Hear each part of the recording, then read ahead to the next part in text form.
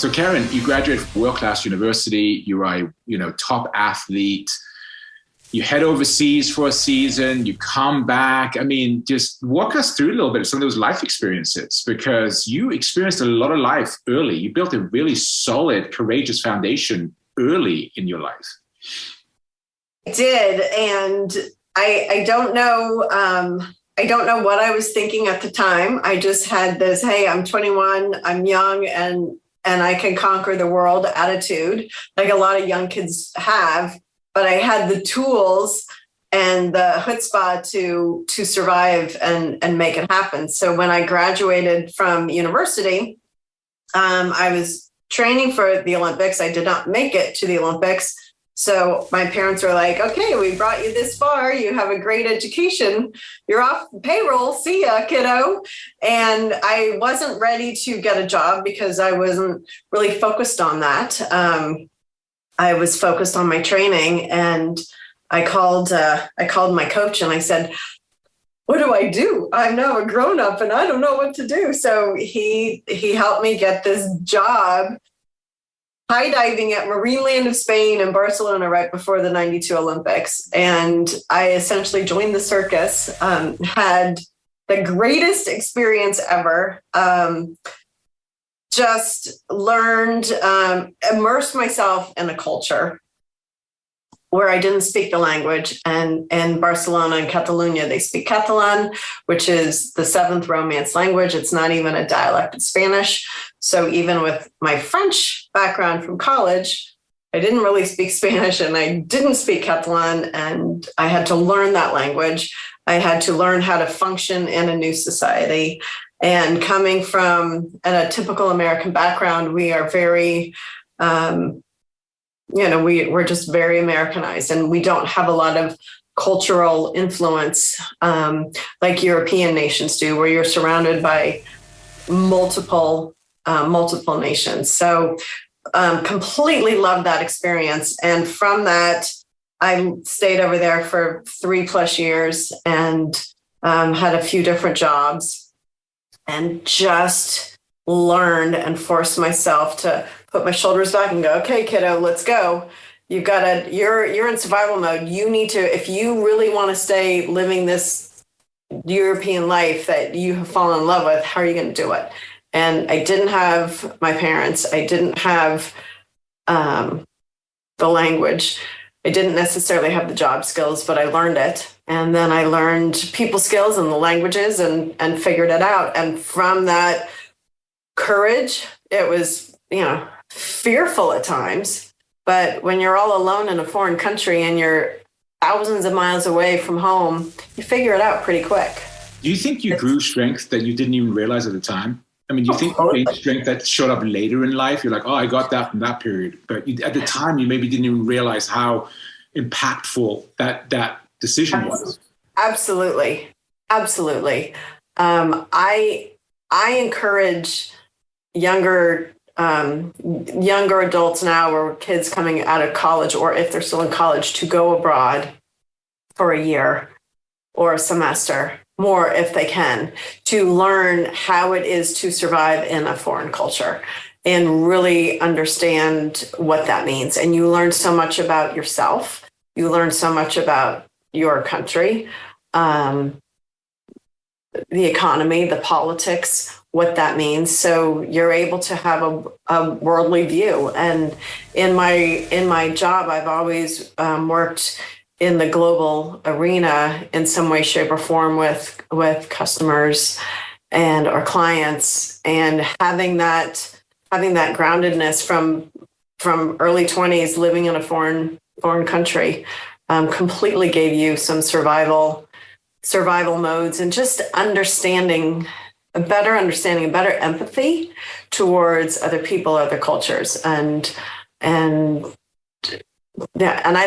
love learning about foreigners living in our country.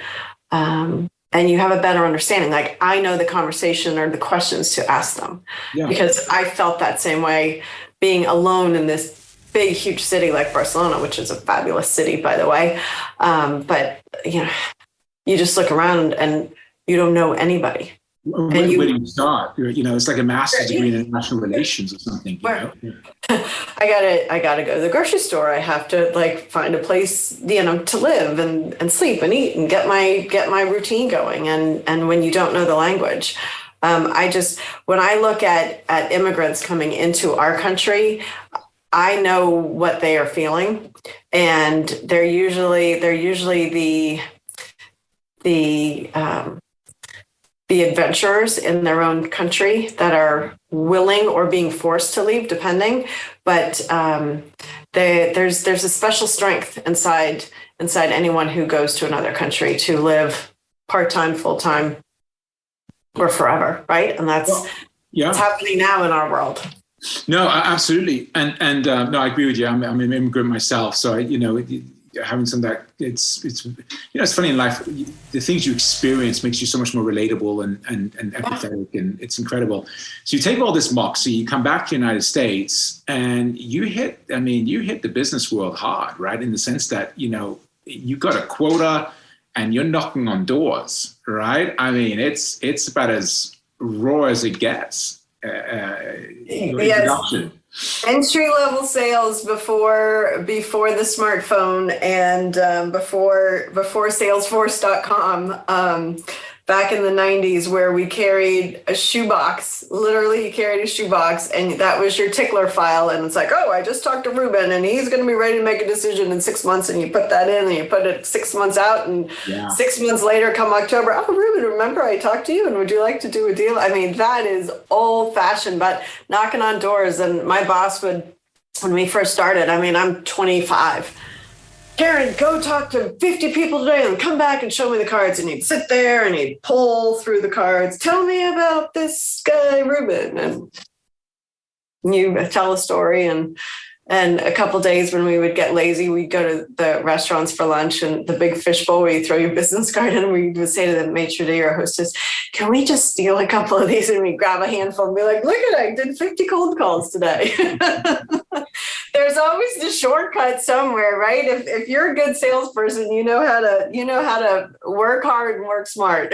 That's right. And enjoy a nice lunch. So you're coming into it, and then it's only on Fridays, though. What's that? It's only on Fridays. Only on Fridays. All right. Happy Friday. So you're coming into it, and then you have a little stint in management, right? You have a taste of leadership.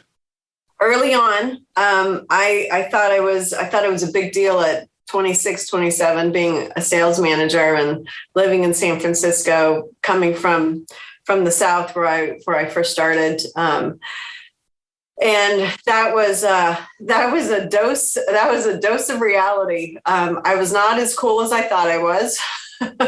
San Francisco is a very expensive city, and the money I thought I was making living in the South did not equate to the same lifestyle. And so I worked hard. I built a team, and then I realized I could make more money doing it myself. So I went back into direct sales and was a global account manager for years, managing some of our largest West Coast customers that were both national and international, and had a great time leading indirect teams for years, because I would be responsible for driving sales all over the globe and being able to connect with other sales teams in other countries, operations teams, et cetera. So again, that takes you back to my empathy, understanding, and different cultures from early on, and being in a cosmopolitan city like Barcelona, you still have a lot of other influences from other cultures also living there. So you were surrounded by a lot of different cultures, and that helped. Like you understand different cultures, and I think especially in the U.S. as the melting pot that we are, having that empathy and just understanding your neighbors and who you work with, and different cultures, different religions, different cultural, social mores, right? Yeah, absolutely. I mean, the word that's coming to my mind is like convergence. All your experience it's been converging, right? Everything gets used, and so you're doing that, and then you have a moment And let's talk about the moment. It was, I'm not sure if I would call it an awakening. Maybe it was an awakening, but it was a moment. It was a pretty, like, you had a shift, right, in perspective. And why don't you tell us a little bit about where you were at and what happened there? So I definitely had some amazing mentors in my career, both men and women. And one of my mentors helped promote me into a more strategy role that I had been doing for a few years. And my boss at the time was able to become promoted, and I was asked to interview for her role. And I was up against two gentlemen who were also teammates of mine, both former executives. And my background has been direct sales most of my life. I hadn't led teams with direct reports, but indirect reports. And it was International Women's Day. A few years ago, I attended an event, and there was a woman there who was one of my customers, and she talked about not having sticky feet, and went through some of the excerpts from that book. And I started thinking, have I had sticky feet ever since my first stint in management when I was 26 and thought I was a cool cat and wasn't, and just didn't have the business maturity at that time. But 20 plus years later, I did. And why are you holding yourself back? Come on, girl, get in there, right? You're strategically scrappy. You know how to win. You're a competitive athlete. So threw my name in the hat. And during the interview process, I started thinking, okay, here's another example of what I learned from that event, the International Women's Day event from 5 years ago now, I think. If there are two men and one woman interviewing, there's an unconscious bias that the woman is discounted, and it's the stronger of the two men that typically get the role. And that's just like basic primal behavior. There's nothing right or wrong about it. It's just the humans, we're animals. That's how we think. That's how we're wired, right? Two lions, the stronger of the two male lions wins, and the pride is over there. And I thought of that and I went, well, could that really happen in corporate America? Does that happen? Isn't it just the best person interviewing? And until you start hearing these statistics and then being in that situation where you can align a statistic to it, you don't really think about it. And I use the example of, you see Prilosec commercials on TV about heartburn, and until you actually have heartburn, you never really listen to that commercial. And then you're like, oh yeah, I had pizza last night. I get that. So here I am in this situation, and I interview, all three of us have an interview with our C-suite, and I have a great interview, and that's on me. I need to be able to perform in the interview. So I was very proud of myself in nailing the interview. This is where the courageous decision comes in. Yeah. That I needed to do something more. I needed to separate myself. I needed to not only just have a good interview, but how do I make Karen stand out? And so on the way out the door, we were in the executive's anteroom, and I kind of stopped and he almost ran into me. I was like, I have to tell you one more thing, like almost pulling the Colombo, the Peter Falk, one more thing. So I said, I don't believe you were at our International Women's Day event. You were overseas at another meeting, but I wanted to share with you something I heard. And he's, okay, what is that? And I gave him the example of two men and a woman interviewing, and primal instincts, unconscious bias, but the stronger of the two men win. And I said, I just want you to be aware of that statistic, and that unconscious bias and make sure that that doesn't happen to you and that you are making the best decision based on the three candidates side by side and how you feel they will help drive the strategy and the vision of our company. And he patted me on the shoulder and he said, I understand and I understand the competition you're against and kind of patted me on the shoulder and said, in his way of thanking me for alerting him to this and that, not to worry about it. So then I patted him right back, which was probably not in good form. And I'm like, great, may the strongest of the women win. And then I turned around and walked out of the office really fast. And I went, okay, you've either just committed career suicide or you probably got the job, right? How did you feel? I mean, were you tense? What were your emotions? What were the feelings like? I mean, yeah. When you're in tough situations like that, I am super calm, super you monitor your heart rate. You are in the competition. You are in the ring. You are in the pool. You're on the diving board. You're in it to win it. So everything you've been focused on your whole life, your whole career, is there, and you have that confidence because you've been practicing this in your head. I'm a huge believer of videotaping in your brain the vision, what is it going to look like? And I was very confident. My heart was pounding because it was an aggressive maneuver. And I walked out and I had a huge smile on my face and said hello to the next person who was 30 minutes late for his meeting because my interview lasted a little bit longer. And I was like, hey, you're next, see ya. And but in hindsight, and I've shared the story at International Women's Day events that I've participated in. From a salesperson, I'm supposed to speak to the C-suite and be aggressive and be different and get the deal.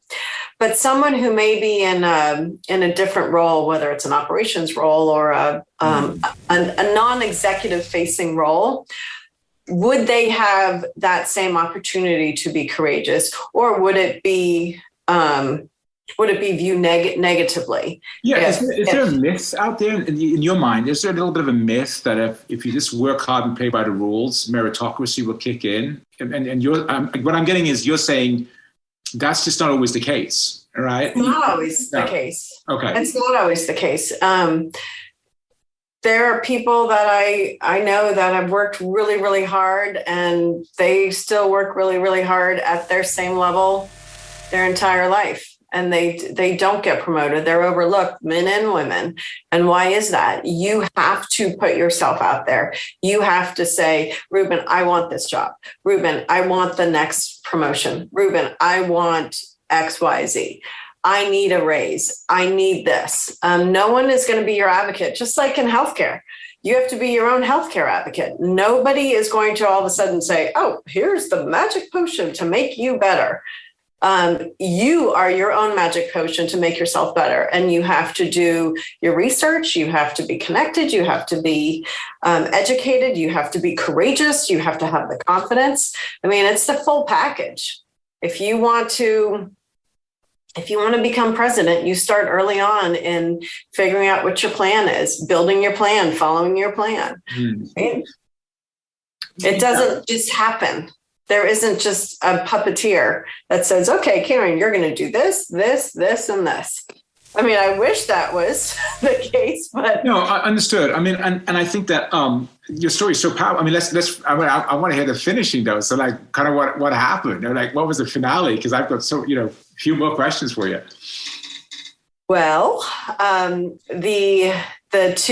two competitors did not. I got the job.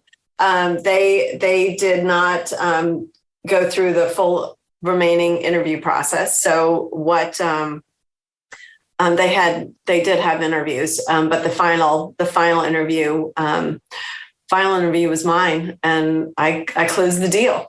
So and I have a great relationship with these two, former peers, and we're super close, super tight. When you're at a senior level inside an organization, or any level, you need to have a good community. There's too much sadness in the world not to enjoy who you work with, who your friends are. I have amazing relationships within my organization, through the various acquisitions that my company has been through. And I love my role. I love what I do, what I build, and I love my teammates. And that if you keep the politics out of it, because we're all pawns in the corporate game. Like when the board of directors speaks, someone's going to fall, right? There's nobody is safe or secure in their role. So you always have to look out for yourself. And if you can do it altruistically, with the company vision in mind, and bringing folks along. Right? Yeah, everybody wins. Yeah. I hate seeing decisions that are made where it's for the betterment of a person, not the betterment of the group, the team, the company, whatever that looks like. So, and that comes from the athletic background. We're a team. The team wins, right? There's no I in team. I mean, that is 100% true. Yeah, and that'll take you far too, right? I think it was Jamie Dimon, the CEO of Chase, who said, don't push people down. If you treat them right, they'll push you up. Yeah. And I thought there's a lot of truth in that statement. I like where you took the conversation in the sense that you talked about folks that maybe they don't have this natural assertiveness, right? Maybe that's just not who they are. But what I love about your story is that you just had 20 seconds of insane courage, to use that movie, for that one movie, whatever it was, right? I mean, so what I love about your story, it has some universal appeal. You don't have to have that assertiveness. You can have 20 seconds-ish of insane courage and still move. Is that correct? Yeah. You don't have to go around, being a bull in a china shop here every day, and pounding your chest saying, look at me. It's an adrenaline rush, right? Yeah. That if you truly, I wanted that job. I really wanted that job. Yeah. And what did I need to do in that moment? I was saying goodbye to a C-suite executive. That was my last chance for them to see who Karen was and what else could I do, and thinking quickly on my feet, what was it? And I was like, take this little snippet and see how it goes. So, fight or flight, right? I'm in there fighting. I want the job. I love that. You left it on the field, right? I mean, you left it on the field. Like, you had no regrets, right? You did everything you could to compete, right? I love that. Any final words of advice for anyone out there who maybe feels a little overlooked, or feels like, hey, I've been working hard for many years, why don't I get a lucky break? And any just words of advice or some things they might think about doing, or how do you advocate for yourself? What's a good step? Yeah, I think that's a good question.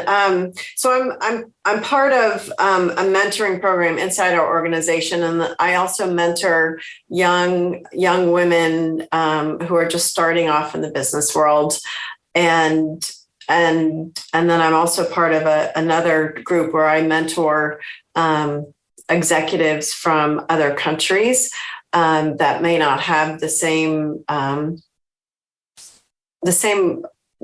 access to information. And so I have 3 different pods of women and young girls who are just starting in the business world that I work with to help bolster their confidence. So it's 2 things: is one, you have to be your own advocate. When you're in your 20s, the coaching that I give is you need to ask for a raise. Don't just accept what your director or boss says. You have to negotiate. Life is a negotiation. Every conversation that you have around creating something is a negotiation. And if you start thinking that way, I don't have to be a salesperson, but I know that when I'm speaking to my boss, they're going to put a number out and I'm going to put another number back. I mean, we see it on TV all the time with, Pawn Stars, for example. My husband loves that. And they always go, well, I need $5,000 for this. And he always says, no, I'll give you $1,000. Every single episode, every single time, every single person. And it's like, you always start higher, right? And you come back to a number that you really wanted to begin with. So you don't have to be a salesperson to be that. That is just life. And you have to ask for what you want. And sometimes you have to up the ante a little bit so you can have be happy with the middle ground, because the person on the other side in U.S. culture respects that. Yeah. And in other cultures, if you don't haggle, they're insulted. And then other cultures, if you do haggle, they're insulted, right? It depends on the culture. Right. But in the U.S., you need to ask for what you want. And men have an easier time of asking for what they want in the business world, where women would like to check all the boxes first. And you don't have to check all the boxes. There are plenty of roles and jobs that a corporation creates from a strategy perspective that could be new. Like, think of startups. Yeah. We don't know what this is going to look like. We think based on market research, go-to-market strategy, et cetera. All the research we've done looks good, but we don't know until we try it, right? And when you look at a new role or a new job or a new position or a new company, you don't know what the final outcome is, unless it's a typical role where, hey, you're pulling a lever every single day. That's static. That's not going to change, but something else could. So being fearless in saying yes to something that maybe you don't 100% have all the answers to, but nobody else does either. Nobody else does either. And you are no different than any other person applying for that role or that promotion. So when I'm mentoring these different women in different levels of their career, you always ask the question, are you speaking to your director, your boss, your superior enough about where your future is? Like, I want to know that my team, what they want to do. I want your job someday, Karen. Great. I never knew that. I'm going to think about you differently. Yeah. Or Karen, I want to go over here. Great. Let me help you, because I want to help my team be better. I want, rise up, right? If everybody pushes forward, we create something amazing. So if I don't hear that someone on my team wants to do something great, then I'm never going to know. Because we're all too busy to be able to sit there and think, what's going on inside Ruben's head? What does he want to do someday? Where, you may get on a one-on-one or an annual, performance, but you have to be your own advocate. I mean, are you saying that telepathy is not a great communication strategy? Is that no, very few have ESP. Very few. I love where you're going. That it also sounds like I love your point of view. To me, it comes across, which I resonate with, if it's the case, like an abundance mentality. Look, the world is your oyster. You can create amazing outcomes, right? Yeah. And you're going to grow into the role. No one's fully ready. Everyone grows into the role. Everyone just thinks, I got the will to win. I can do this. I'm as good as anyone else out there to play, right? I'll throw my hat in the ring. Yeah. But life's, life and work, it's what you make of it. And it's a game. It's back in sports. It's when you learn t-ball as a little kid, or soccer, or whatever it is, it's you learn how to play well with people. You learn strategy, right? If I go here, I can kick the ball there, and then so and so can come in and make the goal. That works in business too, right?